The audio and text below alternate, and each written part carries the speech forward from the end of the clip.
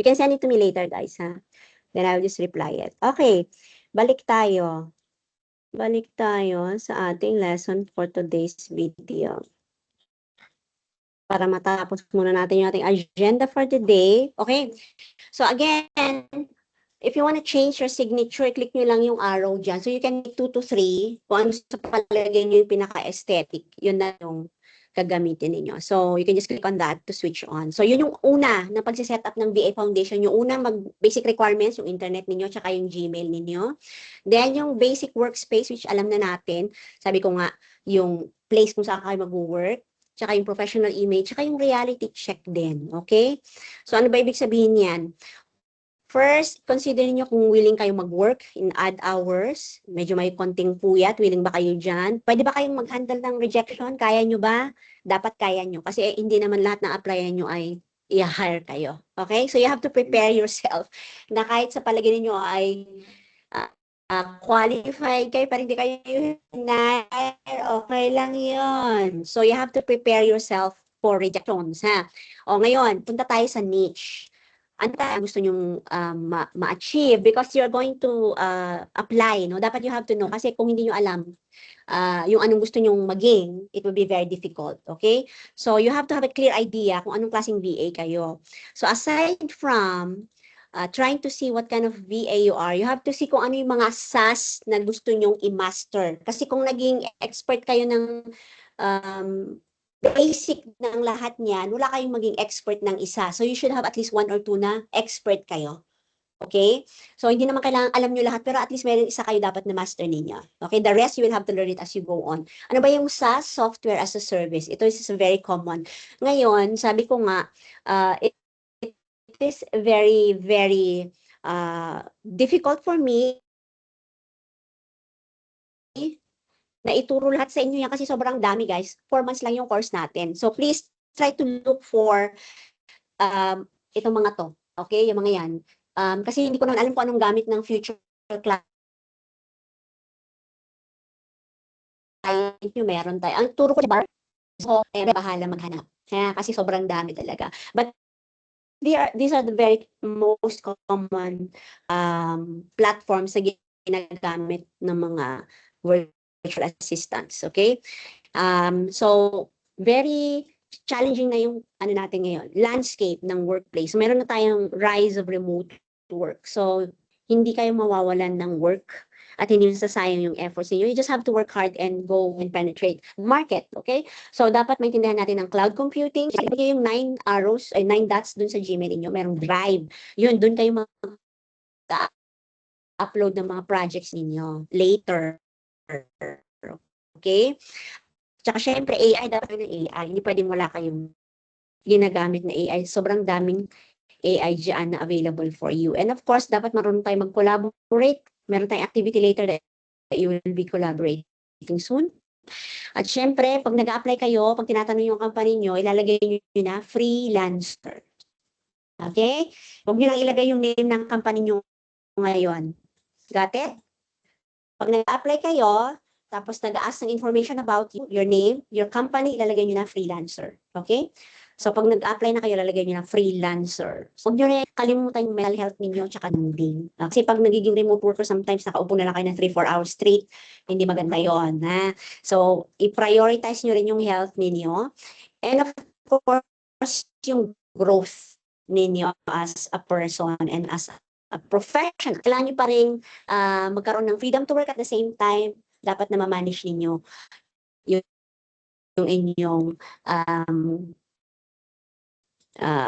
competencies, okay? So, maging consistent ba? Ano ba maghanap ng niche? How to find your niche? Okay. Una, you can go for data entry. Okay, data entry BA, basic design BA, kung mahilig kayo mag-design.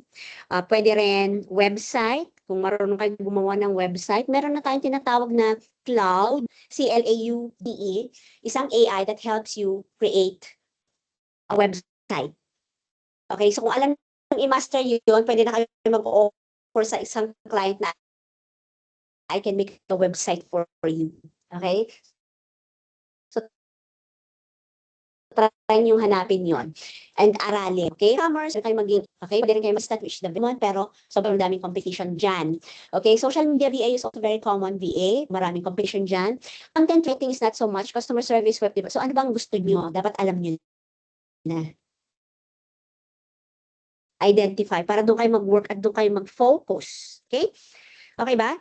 Now, to familiarize yourselves with the niche, I have, I'm gonna give you, I think nasa portal na, I'm not sure if na-upload ko na sa portal. Can you please go to the portal and check yung ating quiz about niche, VA niches. So, take nyo muna yung quiz na yon, maging the niches that you are supposed to go through or target.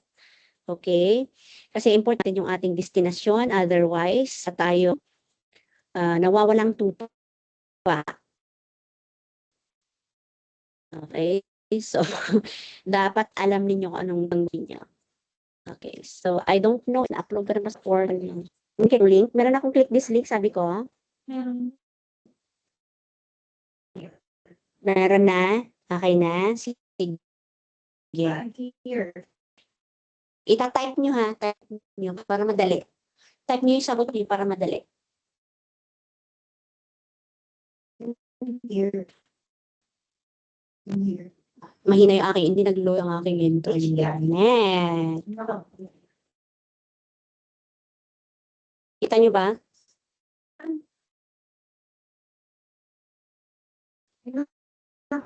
Public HP dito. Important. Pwede nyo naman yung sound para natin. Ano this? Yes. Sige. May time ka lang. Yes. Sige. Sige.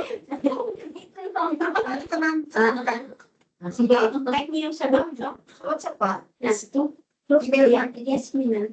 No, hindi yan. Saan nilalagay? Okay. Nakalagay VA niches. Saan nilalagay, ma'am? Chapter 2. Sa chapter 2. Yes. Marketing. Chapter 2, baba. So later, yung ngayon is yung VA niches. Please, yan. Okay, bigyan mo. Direct Here. here. Yan. Tingin sa ano, sa monitor para ma-idea kayo. Ano ka gawin ko? Type mo Mas lang. sinabsam ko pero wala kanito type mo. Punta. Sa keyboard nyo. Type nyo sa keyboard niya. Sige. Pag-type kayo ng letter, Gusto mo. i-type mo na lang sa principal, hindi ka nahirapan. Yun. Ha? Ano mas ulit yan? Anong word yan? Tingin kayo sa screen para makita dito. Right, yes. Yes. Parang gusto ba? Okay. Ayan. Here. Here. Saan na yung portal ka? Babay na tumayo. Naman to gusto ng service. Okay, sige. Okay,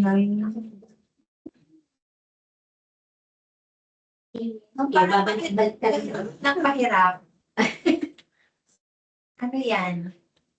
Ano ko lang? Pwede bang mag-research? Try nyo, makakatulong yung researching skills.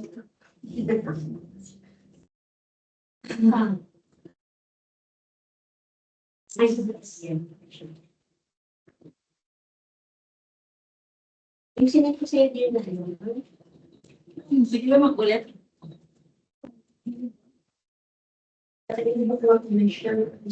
yan. Bakit ibalik? Ay, bumalik mo. Mamula naman ito dito. Email mo yan. Wala kaya mo. Email mo yan. Okay. So, paano ibalik? Pwede bang fast, ma'am? Pag pinas mo di wrong na. Yeah. Ma'am, paano ibalik? Ba't hindi ko Paano ibalik? At alin? Ibang business, ibang business. Ma'am, hint na lang. Pwede mo skip to. Sa next question. Tingnan mo na lang siya later. Huwag mo muna siya i-submit. Saan yung skip nito? Backspace. So may May time pala. Ibabalik ko siya. Pwede mo ulit, ma'am. Ibabalik ko siya.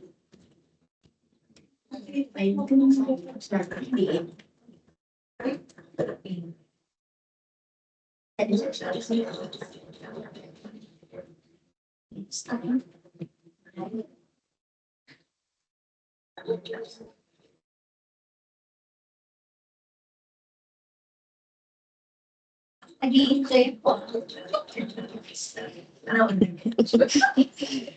happy si Miss Julie.